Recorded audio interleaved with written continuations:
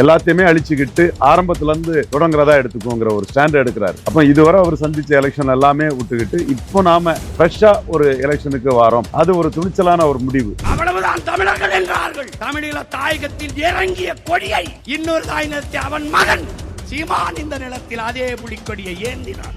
இந்த இடத்துக்குள்ள அவர் இலங்கையை சேர்ந்த ஒரு அமைச்சரை விமர்சனம் பண்ணது மிக கடுமையான விமர்சனம். ஈழ பிரச்சனையில அவர் மட்டும்தான், மற்ற யாரும் எடுக்காத ஒரு நிலைப்பாட்டை எடுத்திருக்கிறார். மற்றவங்களால அந்த நிலைப்பாட்டை எடுக்க முடியாது. நேற்று மிக சிறப்பான கூட்டம், கட்டுக்கோப்பான கூட்டம். சீமானோட குரலுக்கு அப்படியே கட்டுப்பட்டு நின்ற கூட்டம்ங்கிறதும் தெளிவு. இப்படி ஒரு பெரிய தோல்விக்கு பிறகு இப்படி ஒரு கூட்டம்னு சொன்னா இது ஒரு வியாபார கூட்டம் அல்ல. அரசியல்ல எம்பி ஆகணும், எம்எல்ஏ ஆகணும், அதை வச்சு கொள்ளையடிக்கணும், சம்பாதிக்கணுங்கிற அந்த எண்ணத்துல உள்ள கூட்டம் இல்ல. ஒரு லட்சிய நோக்கோட நகரக்கூடிய ஒரு கூட்டம். என்ன அதுல பலரும் குற்றம் சாட்டுறாங்க. அவரு எடப்பாடிக்கு ஒரு மேல உள்ள ஒரு வன்மத்துல ரவீந்திரன் துரைசாமி சீமான எடப்பாடி கூட கூட்டணி போகக்கூடாதுன்னு அவரு எடப்பாடிய பலகீனப்படுத்தணும், எடப்பாடியை தோற்கடிக்கிற அடிப்படையில் ரவீந்திரன் துரைசாமி சொல்லியே சில அவருக்குள்ள தனிப்பட்ட சில பிரச்சனை, முதுவன் பழனிசாமியோட பிரச்சனை காரணமாக செயல்பட்டாருன்னு சொல்றாங்க. உண்மையிலே சார், நீங்க சீமான் அவர்களிடம் பேசுனீங்களா சார் தேர்தலுக்கு பிறகு? முன்ன மாதிரி வியூகங்களை வெளியே சொல்றது அது சரியா வராதுங்கிறதா நானும் பாக்குறேன். அவருடைய வியூகம் தெளிவா இருக்குது. பல திட்டங்களை வச்சிருக்கிறார். ஒவ்வொன்றும் கூட்டணி முடியறதுக்கு முன்னாடியே ஒரு நன்றி கூட சொல்லாம சிங்கிள் லார்ஜஸ்டா வந்த கட்சி கூட பதவிக்காக, அதிகாரத்திற்காக போன ஒற்றுமை காங்கிரஸ் தமிழக மக்கள் புரிஞ்சிருக்கிறாங்க. அந்த மக்கள் அந்த காங்கிரசின் துரோகத்தை மறக்காத அளவுக்கு நாம் தமிழர் தொடர்ந்து. கலங்கரை சொந்தங்களுக்கு அன்பு வணக்கம். இன்று நம்மோடு நேர்காணலில் இணைந்திருப்பவர் அரசியல் விமர்சகர் ரவீந்திரன் துரைசாமி அவர்கள். வணக்கம் சார். வணக்கம் மேடம். சார், தேர்தல் முடிந்து இத்தனை நாட்கள் சீமான் பேசணும் அப்படின்னு சொல்லி நிறைய பேர் காத்துட்டு இருந்தாங்க. மே 18 அன்று சீமான் அவர்கள் பல விஷயங்களை உடைத்து பேசியிருக்கிறார். சீமான் 2.0 ஆரம்பம் அப்படின்னு பார்க்கலாமா? இது எப்படி பார்க்கலாம் சார்? கண்டிப்பா சீமான் 2.0 ஆரம்பம். எல்லாத்தையுமே அழிச்சுக்கிட்டு ஆரம்பத்துல இருந்து தொடங்குறதா எடுத்துக்கோங்கிற ஒரு ஸ்டாண்ட் எடுக்கிறாரு. அப்போ இதுவரை அவர் சந்திச்ச எலெக்ஷன் எல்லாமே விட்டுக்கிட்டு இப்போ நாம ஃப்ரெஷ்ஷா ஒரு எலெக்ஷனுக்கு வாரோம். அந்த இடத்துக்குள்ள நம்மளை முடிவு பண்ணி நம்ம தகவமைத்து போவோங்கிறத சொல்றாரு. அது ஒரு துணிச்சலான ஒரு முடிவு. இதுவரை நம்ம எவ்வளவு பண்ணாலும் கூட இந்த தேர்தல் அடுத்த தேர்தல் நமக்கு ஒரு முதல் தேர்தலாக எடுத்து நம்ம பண்ணுவோம். 2029 மக்களவை தேர்தலை அவர் இப்போவே டிக்ளேர் பண்ணிட்டாரு. அவர் தன்னோட நிலைப்பாட்டில் உறுதியாக இருக்கிறார். சில சந்தர்ப்ப சூழ்நிலைகள் அவருக்கு ரைஸ் ஆகி வர வேண்டிய வாக்குகள் டவுன் ஆயிடுச்சு. அது நமக்கு தெரியுது. அது அரசியல் கடைசி 2 நாள் இருந்த ஒரு பரபரப்புகள், அது ஒரு சில விஷயங்கள்லாம் அவருக்கு ஒரு சின்ன பின்னடைவை கொடுத்துட்டாலும் கூட மக்கள் அவரை புறந்தள்ளிட்டாங்க, ஒதுக்கிட்டாங்கன்னு சொல்ல முடியாது. ஒரு அசாதாரணமான சூழ்நிலையில் அவர் வாக்கு வங்கி பாதிக்கப்பட்டிருக்குங்கிறதா உண்மை. அவர் அதை பற்றியெல்லாம் கவலைப்படாமல் 2029 நாம் இது முதல் தேர்தலுங்கிற எண்ண ஓட்டத்தில் 20 ஆண்கள் 20 பெண்கள் தனித்து போட்டிங்கிற அந்த ஒரு நிலைப்பாட்டை எடுத்திருக்கிறார். அவரோட அந்த நிலைப்பாடுங்கிறது தெளிவான ஒரு நிலைப்பாடு. காங்கிரஸும் பாஜகவும் தான் தமிழ்நாட்டுக்கு அநீதி இழைச்ச கட்சிகள். இவங்களுக்கு ஆதரவா திமுகவும் அண்ணா திமுகவும் நின்று அந்த அநீதிக்கு துணை போன்றாங்க. இந்த 4 வரையும் நான் எதுக்குறேங்கிறது தான் அவருக்கு நிலைப்பாடு. லாஸ்ட் இலக்கில் இந்த சட்டமன்ற தேர்தலில் ஒரு ஆஸ்பிரேஷனல் ஓட்டு தன் ஆட்சிக்கு வந்தால் என்ன செய்வேங்கிறதுக்கு முக்கியத்துவம் கொடுத்து பண்ணார். அது பெரிய அளவு மக்கள் மத்தியில் ஒரு பரபரப்பையோ ஒரு இதையோ ஏற்படுத்தலைங்கிறது தான் உண்மை. அது அந்தந்த ஊருக்கு பேசும்போது ஒரு இம்பாக்ட் ஏற்படுத்த கொடுத்த தவிர உலக அளவிலேயோ தமிழக அளவிலேயோ அது ஊடகத்தில் பெரிய செய்தியாகி சீமான் இதற்காக நிற்கிறாருங்கிறது முன்னெடுப்பு வரலைங்கிறதான் உண்மை. அதே வேளையில் அவர் 2024 முன்னெடுத்த காங்கிரஸும் பாஜகவும் தமிழ்நாட்டுக்கு செய்த துரோகமும் அதற்கு திமுகவும் அண்ணா திமுகவும் துணை நின்றதும் அவருக்கு பலன் கொடுத்தது. அந்த வகையில் மீண்டும் அவர் 29 மக்களவை தேர்தலையும் இந்த 2 மாநில கட்சிகளும் 2 தேசிய கட்சிகளும் தமிழர் நலத்துக்கு உகந்தவை அல்ல, தமிழர் நலத்தை காவு கொடுத்தோன்னு ஒரு நிலைப்பாட்டை எடுத்தவர் போறாரு. அது அவருடைய துணிச்சலை காட்டுது. மேலும் அவர் ஒரு புதிய சக்தியாட்டே நாங்கள் வாரோங்கிற நிலைப்பாட்டை இன்னைக்கு 2029 மக்களவை தேர்தல் நிலைப்பாட்டை அவர் அனௌன்ஸ் பண்ணிட்டாரு. இதுதான் சீமானோட ஒரு அரசியல் நிலைப்பாட்டில் சந்தர்ப்பவாத பேரம் பேசக்கூடிய ஒரு அரசியல் நிலைப்பாட்டை எடுக்காத ஒரு தன்மையை இது காட்டுது.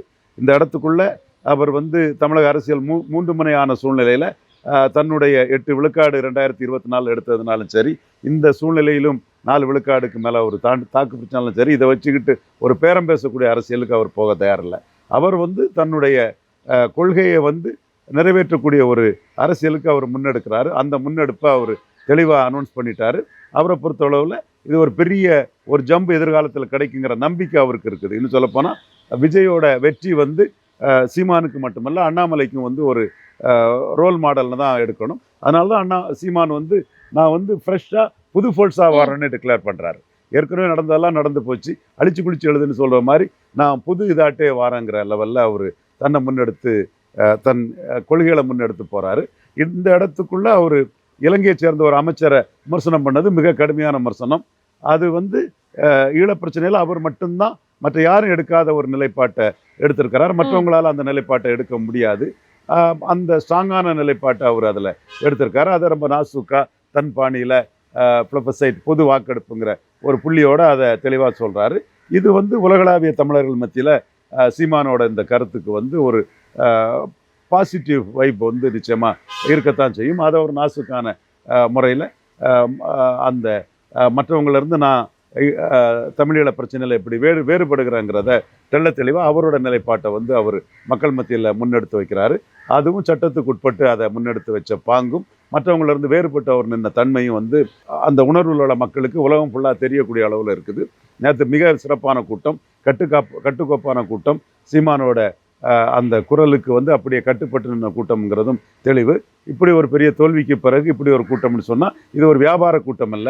அரசியலில் எம்பி ஆகணும், எம்எல்ஏ ஆகணும், அதை வச்சு கொள்ளையடிக்கணும், சம்பாதிக்கணுங்கிற அந்த எண்ணத்தில் உள்ள கூட்டம் இல்லை. ஒரு லட்சிய நோக்கோடு நகரக்கூடிய ஒரு கூட்டம். அதற்கு வந்து ஒரு பாப்புலாரிட்டியால் சின்ன பின்னடை வந்தாலும் கூட அதெல்லாம் சரி பண்ணிக்கிட்டு முன்னேறி போக முடியுங்கிற லெவலில் சீமான் தெளிவாக இருக்கிறாரு. எனக்கே நல்லா தெரியும், சீமான கூட்டணிக்கு வந்து பலரும் கூப்பிட்டாங்க.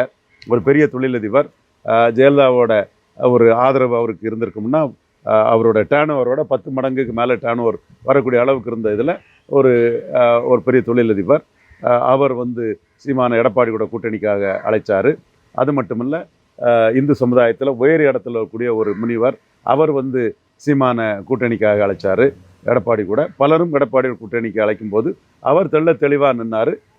நான் தனித்து தான் நிற்க முடியும், திராவிட கட்சிகளோட கூட்டணி இல்லை, தேசிய கட்சியோட கூட்டணி இல்லை, இந்திய கட்சிகளோட திராவிட கட்சியோட கூட்டணி இல்லைங்கிறத அவர் டிக்ளேர் பண்ணி வந்த லெவலில் அந்த கூட்டணி அரசியலுக்கு அவர் ஏற்றுக்கொள்ளவே இல்லை. இன்னைக்கு கூட என்ன வந்து அதில் பலரும் வந்து குற்றம் சாட்டுறாங்க. அவர் எடப்பாடிக்கு ஒரு மேலே உள்ள ஒரு வன்மத்தில் ரவீந்திரன் துரைசாமி சீமானை வந்து எடப்பாடி கூட கூட்டணி போகக்கூடாதுன்னு அவர் எடப்பாடியை பலகீனப்படுத்தணும், எடப்பாடியை தோற்கடிக்கிற அடிப்படையில் ரவீந்திரன் துரைசாமி சொல்லியே சில அவருக்குள்ள தனிப்பட்ட சில பிரச்சனை, முதுவன் பழனிசாமியோட பிரச்சனை காரணமாக செயல்பட்டாருங்கன்னு சொல்கிறாங்க. உண்மையிலே நான் கெடுக்கவும் இல்லை, எதுவும் இல்லை. சீமான் தனிச்சு போட்டிங்கிறதுல அன்னைக்கும் உறுதியாக இருந்தார், இன்னைக்கும் உறுதியாக இருக்கார், நாளைக்கும் உறுதியாக இருக்கார். தலைவருக்கு உறுதித்தன்மையை அந்த முனிவராலேயோ பெரிய தொழிலதிபராலேயோ அசைக்க முடியலைங்கிறதான் உண்மையை தவிர என்ன குற்றம் சாட்டக்கூடிய அளவுக்கு எதுவும் இல்லை. சீமான் அதில் தெளிவாக இருக்கும்போது சீமானுக்கு நிலைப்பாடு சரிதாங்கிறத நான் சொன்னேன். ஒரு முனிவரும் பெரிய தொழிலதிபரும் வந்து எடப்பாடியோட கூட்டணிக்கு வாங்கன்னு சொல்லும்போது தனிச்சு நிற்கக்கூடிய நிலைப்பாடு தான் சரிங்கிற இந்த புள்ளிக்குள்ளே நம்ம கருத்தை சொன்னோம். அரசியல் ரிசல்ட் வந்து ரெஸ்ட்ராஸ்பெக்டிவாக நம்ம பார்க்கும்போது வந்து பல மாறுதல்களை உள்ளடக்கியிருக்கலாம். இப்போ அந்த தரப்பே என்ன சொல்கிறாங்கன்னா, நீங்கள் வந்திருப்பீங்கன்னா எடப்பாடியே சிஎம் ஆயிருப்பார், அல்லது எடப்பாடி நீங்கள்லாம் தான் சிஎம் முடிவு பண்ணக்கூடிய அளவுக்கு பெரிய லெவலில் வந்திருக்கோம், அதை நீங்கள் விட்டுட்டீங்கிற ஒரு கருத்தை வைக்கிறாங்க. அதை வந்து ஸ்பாயில் பண்ணது என்ன குற்றம் சாட்டுறாங்க. பட் சீமானுக்கு நோக்கம் ஒருத்தருக்கு சப்பார்டினேட்டாக போய் ஆட்சி அதிகாரத்தில் வர்றது இல்லையே. அவர் தன்னுடைய இலக்கு அடையணுங்கிறக்காக தானே போகிறாரு. தான் இல்லைனாலும் தனக்கு அடுத்து வரக்கூடியவங்க அந்த இலக்கு அடைவாங்கன்னு ஒரு டார்கெட்டை ஃபிக்ஸ் பண்ணி ஒரு கொள்கை சார்ந்த அரசியலாக முன்னிறுத்தி அவர் கொண்டு போகிறாரு. உறுதியான நிலைப்பாட்டில் சீமான் இருக்கிறாரு. அந்த உறுதியான நிலைப்பாட்டுக்கு வந்து சீமானுக்கு வந்து எதிர்காலத்தில் மக்கள் ஆதரவு கிடைக்கணும் தான் நான் உறுதியாக நம்புகிறேன். குறிப்பாக வந்து 2016ஆம் ஆண்டு 1 விழுக்காடு வரும்போது இனி அவ்வளவுதான் என்னோட நண்பர் கோபால் சொன்னார். என்னிடையே 4 விழுக்காடாவது வரும்னு நினச்சேன், வெறும் 1 விழுக்காடில் ரொம்ப லோ ஓட்டாக போயிட்டுன்னு சொன்னாங்க. அந்த இதில் தான் அவர் 8 விழுக்காடு வந்தார். இப்போ ஃப்ரெஞ்ச் ஃபார் ஃப்ரான்ஸ்னு ஒரு கட்சி இருக்குது, அதுதான் இன்றைக்கி ஃப்ரான்ஸில் வந்து நம்பர் 1 கட்சியாக இருக்குது. அந்த நம்பர் 1 கட்சியாக இருக்கக்கூடிய அந்த கட்சிக்கு எதிராக தான் மற்ற கட்சியெல்லாம் சேர்ந்துருக்காங்க. ஃப்ரெஞ்ச் ஃபார் ஃப்ரான்ஸுங்கிற கட்சியும் பின்னடைவை சந்தித்து அது பிறகு எழுச்சி அடைஞ்ச கட்சி. சீமானுக்கு அந்த வரலாறுலாம் தெளிவாகவே தெரிஞ்ச ஒரு விஷயந்தான். ஸோ இன்னைக்கு வந்து சீமானுக்கு உறுதியான நிலைப்பாட்டில் ஒரு எழுச்சி எதிர்காலத்தில் இருக்குங்கிற நம்பிக்கையோடு அவரை நம்பி நிற்கக்கூடியவங்க வியாபார கூட்டம் இல்லை, கொள்கை கூட்டம்ங்கிற அடிப்படையில் அவர் அதை டிக்ளேர் பண்ணியிருக்கிறாரு. இது மக்கள் மத்தியில் பெரிய வரவேற்பை பெறுன்னு தான் நான் கருதுகிறேன். அது மட்டும் இல்லை, தன்னோட நிலைப்பாட்டில் பெரிய மாற்றங்களை கொண்டு வந்திருக்காரு. ப்ரெஸ் மீட்டு வரும்போதெல்லாம் கொடுக்க வேண்டிய அவசியம் இல்லைன்னு இருக்கிறாரு. தன்னோட கருத்தை ஒரு மேடை போட்டு மக்கள் மத்தியில் கொண்டு போனால் போதுங்கிறது இருக்கிறாரு. அமைப்பு பணிகளை மேலும் வலுப்படுத்துறதுக்கான பணிகளை அவர் செய்திருக்கிறாரு. தமிழ் தேசிய உணர்வுள்ள இளைஞர்கள், இளம் பெண்கள் இவங்களை தன் இயக்கத்துக்காக ரெக்ரூட் பண்ணுறதுக்கு அவங்களோட பேட்டி கண்டு அவங்களோட ஈடுபாடு, கமிட்மெண்ட்டு, உறுதித்தன்மை இந்த மாதிரி உறுதியானவங்களை தன்னுடைய இயக்கத்திற்கு ரெக்ரூட் பண்ணுறதுக்கு அவங்களுக்கு 2ஆம் கட்ட தலைவர்களாட்டு ஒரு முக்கிய வேட்பாளர்களாட்டு உருவாக்குறதுக்கு அதற்கான வேலையில் செயல் திட்டத்தோடு செயல்படுறாரு. ஸோ அவர் கொஞ்சமும் சோர்வில்லாமல் தன் பணியை செய்கிறார். சார், நீங்க சீமான் அவர்களிடம் பேசுனீங்களா சார் தேர்தலுக்கு பிறகு? டெய்லி பேசிட்டு இருக்கிறேன் சார். இந்த புது வியூகம் இப்போ ஒன்று சொல்லியிருக்காருல்ல சார், தமிழ்நாடு முழுவதும் நான் பயணிக்க போகிறேன் அப்படின்னு சொல்லிட்டு, அதுக்கான ஆலோசனை ஏதாவது நீங்க பேசி இது பண்ணீங்களா? அவர் வியூகம் எதுவுமே அவர் playing cards close to the செஸ்ட்னு சொல்லுவாங்க. அதே மாதிரி எல்லா வியூகங்களையும் அவருக்கே புரிந்த அளவு செய்கிறாரு. நிறைய திட்டங்களை வச்சிருக்கிறாரு. முன்ன மாதிரி வியூகங்களை வெளியே சொல்றது அது சரியாக வராதுங்கிறதான் நானும் பார்க்குறேன். அவருடைய வியூகம் தெளிவாக இருக்குது. பல திட்டங்களை வச்சிருக்கிறார். ஒவ்வொன்றும் செயல்படுத்தும் போது மக்களுக்கு அது தெரிய வரும். தனித்து போட்டிங்கிறதுல ரொம்ப உறுதியாக இருக்கிறாரு. அந்த உறுதித்தன்மை தான் அவருக்கு பலம். அந்த உறுதித்தன்மையை நான் வரவேற்கிறேன், பாராட்டுறேன். அவர் உறுதியாக இருக்கிறாரு, அதை நான் பாராட்டுறேன். நீங்கள் சொன்னது மாதிரி நான் தான் அதில் அந்த முனிவரும் அந்த தொழிலதிபரும் கூட்டணிக்கு போகிறத எடப்பாடி மேலோட எதிர்ப்பில் கெடுத்தேன்னு சொல்கிறது இல்லை. அவரோட உறுதித்தன்மையை நாம் என்டால்ஸ் பண்ணுறோம். உங்கள் உறுதித்தன்மை சரிதான், கொள்கை உறுதி உங்கள்கிட்ட இருக்குது, இதை மக்கள் ஒரு நாள் ஏற்றுக்குவாங்கங்கிறத நாம் சொல்கிறோம். அந்த வகையில் அவர் பல திட்டங்களோடு செயல்பட்டு இருக்கிறார். சரி, இப்போ விஜய் அவர்களை நேற்று பல முறை விமர்சனம் செய்து பேசியிருந்தார். குறிப்பாக வாக்குறுதி, கூட்டணி, இந்த விஷயம்லாம் வெறும் அப்படியே உடைத்து பேசியிருந்தார் இல்லையா? இது எப்படி அவருக்கு இந்த அரசியல் களத்தில் தாக்குதலை இனிமேல் அவருடைய அரசியலுங்கிறது ஆளுங்கட்சி எதிர்ப்பு அரசியல் தான் இதாக இருக்க முடியும். விஜய் ஆளுங்கட்சியாக வந்துட்டாரு. திமுகவும் அண்ணா திமுகவும் ஆண்ட கட்சிகள். அப்போ 2 ஆண்ட கட்சிகள் தோத்துருக்குது. ஆட்சிக்கு வர துடித்த கட்சிகளில் நாம் தமிழர் தோத்துருக்கு. தாவேகா வெற்றி பெற்றிருக்கு. அப்போ வெற்றி பெற்ற தாவேகாவோட டூஸ் அண்ட் டு நாட்ஸ், அவங்க செய்யக்கூடிய நல்ல விஷயங்களை பாராட்டுறதும் மோசமான விஷயங்களை விமர்சிக்கிறதும், அவங்கள பற்றி ஒரு விமர்சனம் வச்சு அவங்களோட அரசியல் நிலைப்பாட்டிலேருந்து நாம் எப்படி மாறி நிற்கிறோம், நாம் எப்படி செயல்பட போகிறோம், அவங்க சொன்னதுலேருந்து எதெல்லாம் செயல்படலை என்பதை முன்னெடுத்து தான் சீமான் அதை பண்ணுறாரு. என்னோட கருத்து என்னென்னா, அது ஒரு 6 to 8 மாதம் இவங்க செயல்பாட்டுக்கு ஒரு வாய்ப்பை கொடுத்துக்கிட்டு ஒரு 6-8 மாதத்துக்கு பிறகு இவங்க செயல்பாடு தொடர்பாக ஒரு பெரிய கூட்டத்தை போட்டு சீமான் மக்கள் மத்தியில் கொண்டு போகலாம். இப்போ ஸ்டெர்லைட்டு, அதில் அரசின் நிலைப்பாடு என்ன, சீமான் நிலைப்பாடு என்ன, பரந்தூர் விமான நிலையம் அரசின் நிலைப்பாடு என்ன, சீமான் நிலைப்பாடு இல்லை, ஈழப்பிரச்சனை அரசின் நிலைப்பாடு என்ன, சீமான் நிலைப்பாடு என்ன, அதில் கொஞ்சம் பட்டுக்க தொட்டுக்கன்னு வரக்கூடிய இடத்துல கிளியர் கட்டாக சீமான் இருக்கிறத சீமான் வெளிப்படுத்தணும். பட் இதுக்கெல்லாம் ஒரு 6 to 8 மாதம் கொடுத்து தான் அந்த இதை செயல்படுத்தணுங்கிறது என்னோட பார்வை. அவரும் அந்த வகையில் அடுத்த கூட்டம் ஒரு 6 மாதம் கழித்து ஒரு பெரிய கூட்டமாக அரசோட ப்ளஸ் அண்ட் மைனஸை சொல்லக்கூடிய அளவுக்கான ஒரு கூட்டமாக இருக்கும். அவர் சார்ந்த இஷ்யூஸில் இந்த அரசு எப்படி பின்வாங்குது, குறிப்பாக அரசு காங்கிரஸை நம்பி செயல்படுறாங்க.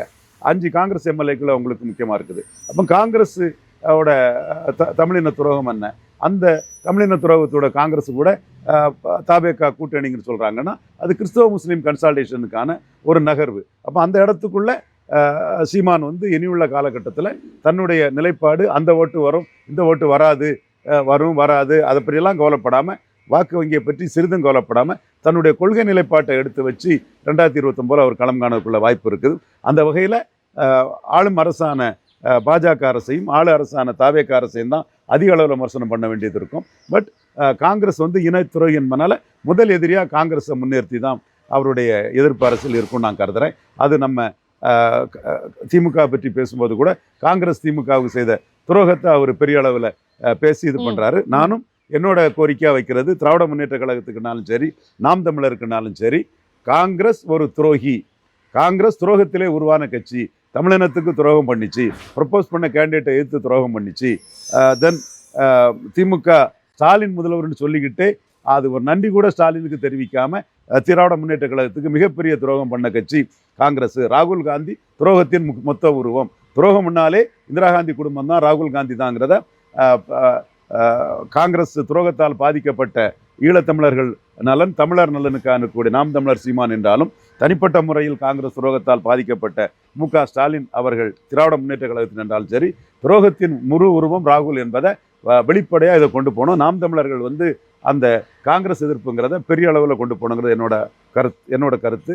டிஸ்குவாலிஃபிகேஷனுக்காகலாம் ஒரு பேச்சுரிமைன்ற அடிப்படையில் ஒருக்கா சீமான் வந்து ராகுல் காந்திக்கு ஒரு ஆதரவு கருத்தை நீட்டியிருந்தார். அந்த ஆதரவு கட்டத்துக்கெல்லாம் தகுதியற்றவர்கள் துரோகத்தையே மையமாக கொண்ட காங்கிரஸார். ஸோ நாம் தமிழரோட 2029 அரசியல் நகர்வில் 71, 77, 80, 84 ஏன் ஈழ படுகொலை நடந்த போது கூட 2009 கூட 15 சீட்டுக்கு 7 சீட்டு காங்கிரஸ் ஜெயித்துட்டாங்க தமிழ்நாட்டுக்குள்ள. அப்படிப்பட்ட காங்கிரஸ் இனி ஒரு தேர்தலில் தமிழக மக்கள் ஒட்டுமொத்தமாக காங்கிரஸை புறக்கணிக்கக்கூடிய அளவுக்கு காங்கிரஸின் துரோகங்களையும் காங்கிரஸின் தமிழர் விரோத செயல்களையும் நாம் தமிழர் மக்கள் மத்தியில் கொண்டு போனோம். இந்த துரோக காங்கிரஸுக்கு குறிப்பாக ஒரு கட்சிக்குள்ள ஒருத்தர் முதல்வராக நின்று சொல்லிக்கிட்டு அந்த கூட்டணி முடியதுக்கு முன்னாடியே ஒரு நன்றி கூட சொல்லாமல் இன்னொரு சிங்கிள் லார்ஜஸ்டாக வந்த கட்சி கூட பதவிக்காக அதிகாரத்திற்காக போன ஒட்டுண்ணி காங்கிரஸை தமிழக மக்கள் வந்து புரிஞ்சிருக்கிறாங்க. அந்த மக்கள் அந்த காங்கிரஸின் துரோகத்தை வந்து மறக்காத அளவுக்கு நாம் தமிழர் தொடர்ந்து முகலை முடுக்கெல்லாம் பிரச்சாரம் பண்ணுங்கிறதா என்னோட எதிர்பார்ப்பு. அதே வேலையை இன்னொரு கட்டத்துக்குள்ள அந்த துரோகத்தால் கட்சி ரீதியாக பாதிக்கப்பட்ட திராவிட முன்னேற்ற கழகம் செய்வாங்கன்னு நான் கருதுறேன். கண்டிப்பா சார், அரசியல் சார்ந்து பல்வேறு கருத்துக்களை பகிர்ந்துக்கிட்டீங்க. தொடர்ந்து பேசுவோம். நன்றி. நன்றி.